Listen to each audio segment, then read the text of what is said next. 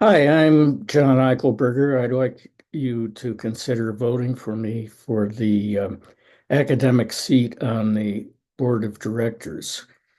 I'm on a family trip, so unfortunately, I don't have my teleprompter with me, so I'll look at notes from time to time. You may notice the background. That is the landings, many of them soft landings on Venus of the Soviet Venera program. Why? Because this is the kind of thing we need in geothermal energy. And it's very important on planet Earth. And we can't just drill a hole and uh, and call it quits and, oh, it's too hard or there's more engineering needed. We need to keep throwing darts at the board and find out what the conditions really are and experiment with them.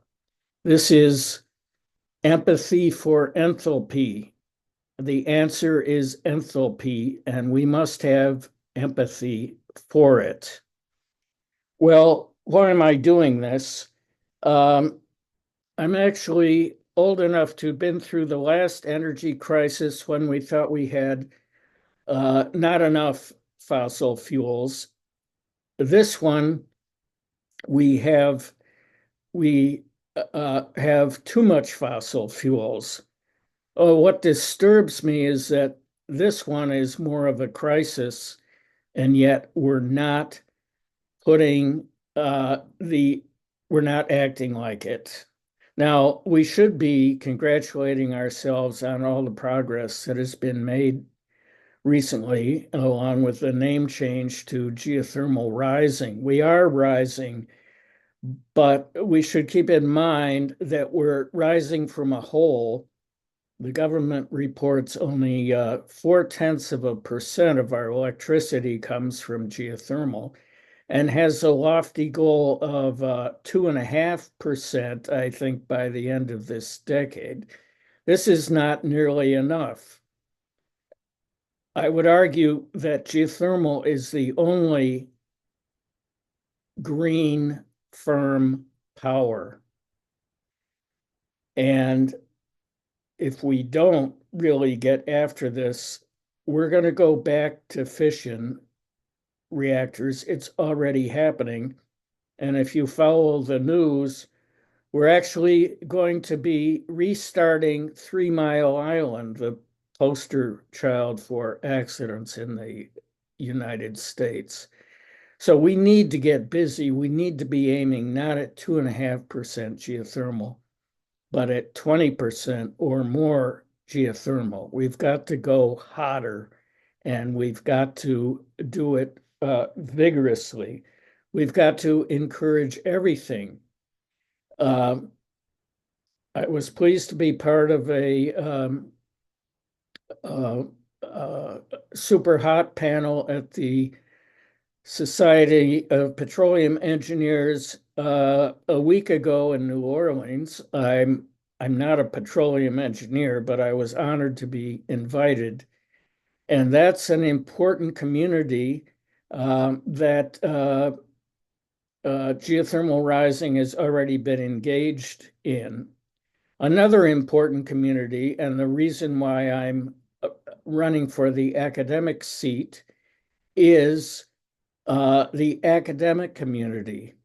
And this is a big disconnect, whether you want to call where this energy is coming from magma or nebulously the heat source. That's how heat gets advected to accessible levels um, in the case of high temperature geothermal.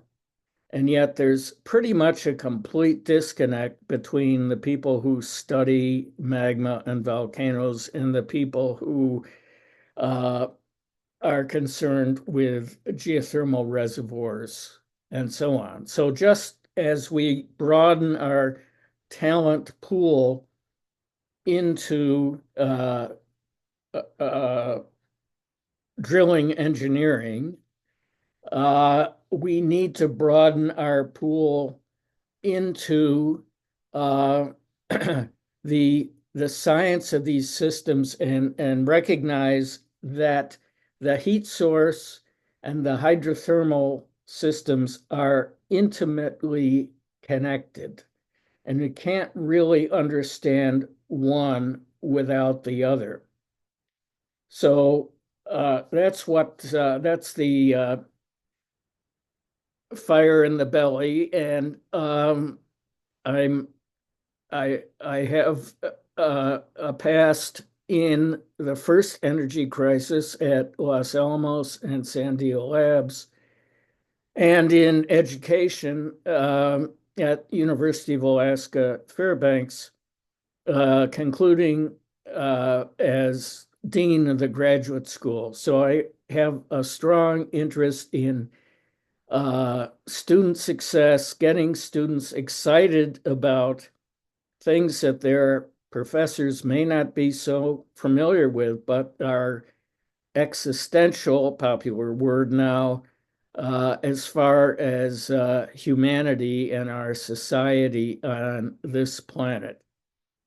So I hope you will consider that. What I bring is a sense of historical perspective and a sense of urgency for the future, and a strong interest in students and my colleagues in academia to broaden the pool of and aim higher for this best of green firm power sources. Thank you.